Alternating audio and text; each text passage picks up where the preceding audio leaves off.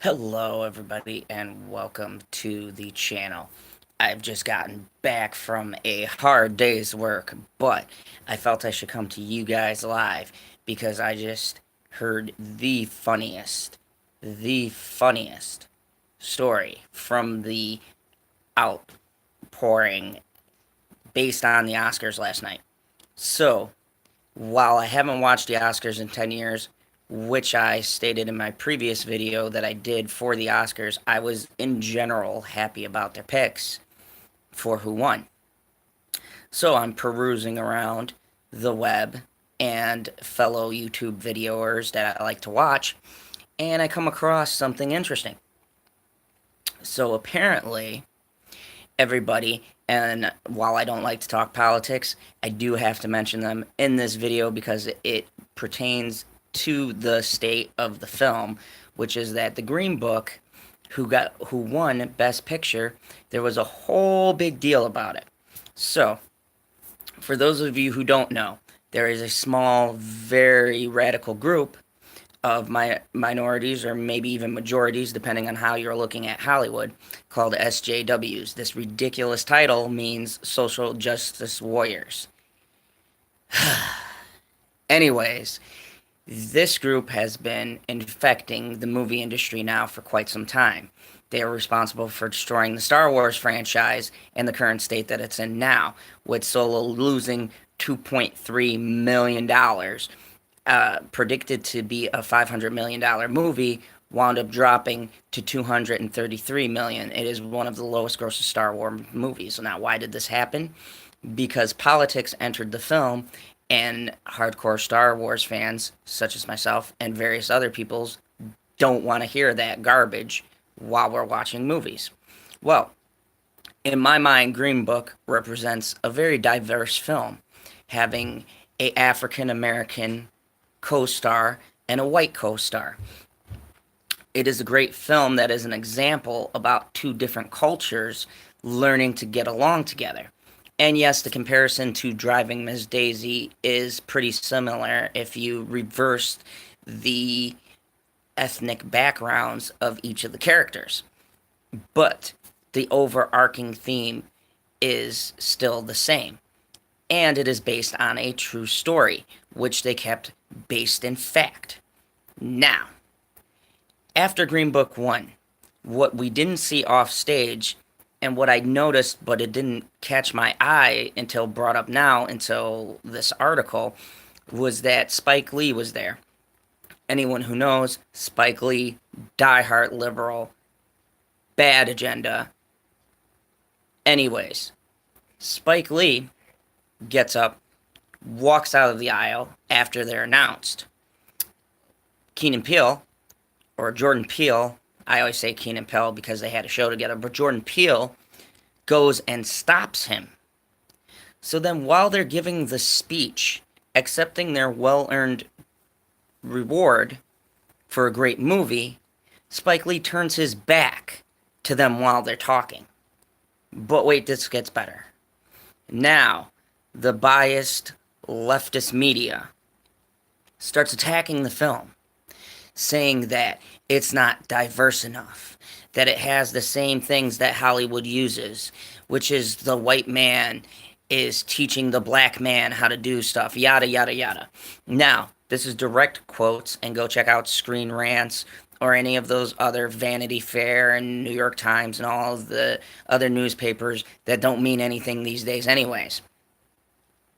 Now, what I find interesting about this is these people, their whole claim, these SJWs, these social justice warrior nut jobs, all are talking about how they support equality. Yet a movie such as Green Book, whose whole purpose of being a film is about learning the differences between two cultures and coming together and getting along, to very different things, and it picks racism in the 60s very well, I might add. And it's really a story about friendship and how two unlikely people become the best of friends and learn through this journey that they take along the road, and how each of them realize how real the racism is, how each of them realize each person deals with it and lives through this on their own terms. It's a beautiful story of friendship. But no, these people can't be happy with that because it doesn't fit their little story that they're trying to tell the rest of us that racism still exists like it did in the 60s. Let me tell you about the 60s. The 60s was atrociously racist, okay? You had segregation. Forgot about Martin Luther King, guy who stood up for civil rights? Why do you think that movement existed? Because the racism was so terrible. Now, there could be points to be made about today's society, but honestly, today's society is nowhere near segregated as the 60s were. African Americans had to ride the back of the bus. They couldn't be in the same restaurants and diners. They couldn't socially interact with white culture and society. That was true racism in its purest form. And Hollywood would have you believe that it still exists in their heads. I don't know what they're thinking. So they're sitting here attacking a movie by people who are on their side because everyone at the Oscars leans far to the left. So they're going after their own people for not being extreme enough in their views, for not pushing the boundaries enough. Why? Why do we even explain these boundaries that exist? Because, let me tell you something, these boundaries exist because people perpetuate them. And when you perpetuate something, then it brings it to other people's attention. There is a very small minority feeling this way now. And all you're doing is you're feeding into that very small group by bringing it up. It's like the theory of when you get a cut. You don't notice it's there. You're not hurting until you look down at it, right? Who's ever gotten a paper cut or anything? I've gone hours without knowing, and then I look down and I go, oh, I'm bleeding, it hurts. Ow. And I get a Band-Aid and I put it on, and it's done. These guys simply created a beautiful work of art. I love the movie. I know a lot of people who love this movie. For once, the Oscars got it right. But no. These media outlets and these crazy people have to attack this film, have to attack all the actors and the directors who deserved an award. They couldn't let them get their award in peace because they wanted one of their films to be picked. So they can push this message that we've been hearing about for a good solid, it's 2016, so 17, 18, 19, about 3 or 4 years we've been hearing these radical messages. And guess what? No one likes these movies. They're not winning awards. They're not earning money in the box office. And box office sales and movie going in general has decreased over 45%. These are actual statistics that I am stating here because I'm in this field and I know. If you go out to the movies, the drop in when people will go and see a movie is visible in the real world. I work in a theater and I know. You know why Tuesday is so high? Because it's a $5 Tuesday over here. And even then, people won't spend $5 on certain movies. Why is that? I'll tell you why. It's because people keep pushing their agendas in film. And it's a shame that a good movie has to take so much attack because these crazy people want to push their own views that we don't care about hearing onto us. And this is exactly the reason why film is suffering. This is why I started from 9 viewers to 51. Thank you everyone who's watching or who checks out my videos. People don't believe critics. People don't believe the objective reviewers. They just don't. They're losing their credibility. They are, without a shadow of a doubt, the most biased people I've ever seen who claim that, ironically enough, that there is a bias. It's funny, it's laughable, and it's the biggest piece of irony I've ever seen in my life. The biggest. So I feel this is the most ridiculous thing that I have to talk about here because it shouldn't be something that should be highlighted, but it needs to be. This is what needs to be highlighted because kids and younger young adults in their teenage years are being subjected to these terrible movies that are being called good movies, and they're not.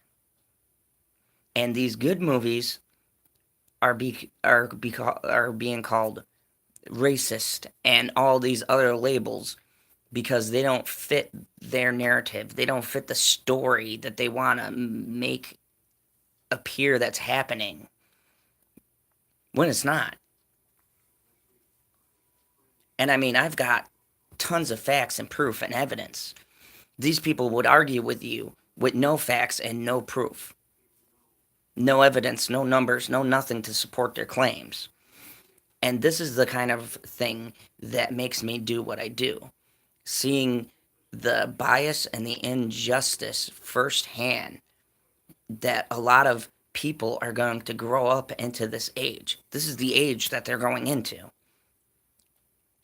The technological age where we're supposed to be spreading and sharing knowledge and information, where we're supposed to be growing, but yet there's a digression back to primitive days and ways of thinking. And it's really sad.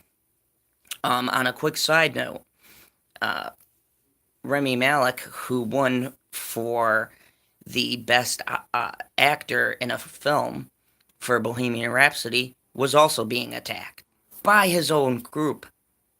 They attacked him because he said that Freddie Mercury was a gay man in a film.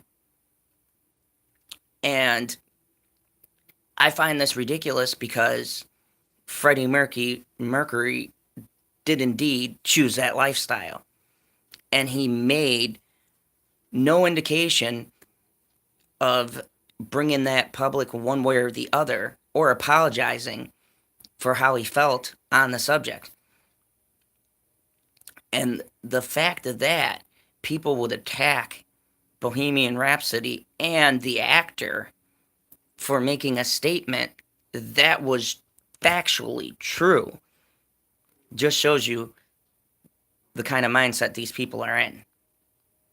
So, this is my contribution. I say everyone who watches this channel, everyone who subscribes, tell a friend and go tell a family member and a relative and their friend and go and see this movie because it is an influential film. This movie, Green Book, is a clear statement as to how a movie should be made. It is the finest piece of movie making in quite some time. And it's relevant to a time where there was overarching hatred, where there was a divide. And it's a great story that shows that the bond of friendship can overcome even the most ignorant of people. And I think that's the important part. I think that's the takeaway from what this film is supposed to represent. And I find it disgusting and I find it vile that people would sit here and say such negative things about such a great piece of film. Really, to me, the media is dead. Fair reporting is gone. And it's sad that kids today aren't going to grow up with like newspapers or reliable journalism. Journalism's done. And it's a shame because it's been a big part of our culture. Journalism in general. And bringing you facts and relative information. It's all dead. You know? All we got now is who's on what side and why. And here's the funny part. It shouldn't be that way. These are supposed to be impartial people. These are supposed to be people giving you facts and then their opinion, but rooted in the facts. And they skip over the facts and they just give you their opinion and no supporting evidence as to why they've come to that conclusion. Here on the channel, I plan to give you facts. I'll give you numbers. I'll give you reasons. I'll give you sources. And if you want to know more, you can comment below and I'll have links. But one thing I won't do is talk about something I don't understand. And anyone looking at this from the outside can understand what's going on. They wanted the Black Klansman to win because it had a 5-minute ending directly bashing the current state, and they wanted that to be the flagship for their narrative. And when it didn't win, when the most deserving film won, they couldn't handle that. So now the temper tantrum comes. But anyways, you know what? I let you guys decide. You can go online and look this stuff up for yourselves. You can go and read the articles and then make your own informed decision and look at this and go, wow, is this the craziest time and era that we live in? This right here is ridiculous. This is nuts. This is crazy. I mean, people's way of thinking is just off the wall these days. And you know, I respect the people's opinions. I respect your opinions. But what I don't respect is someone just rambling with no facts and evidence and a clear reason to why they feel the way they feel. They just say whatever just because. But anyways, you know, I'm just a YouTuber. Kind of old. Or old enough to understand. I mean, what do I know, right? These guys got it down. These guys are above me. So apparently they should dictate what we all feel. But anyways, I'm going to leave you guys off with that thought. And in the meantime, if you like this channel, hit the subscribe button. Hit that thumbs up to give me a like. And leave comments below. Tell me what you think. How did you feel about the Green Book? Do you think it's a good movie? Did you go and see it? Are you planning on seeing it?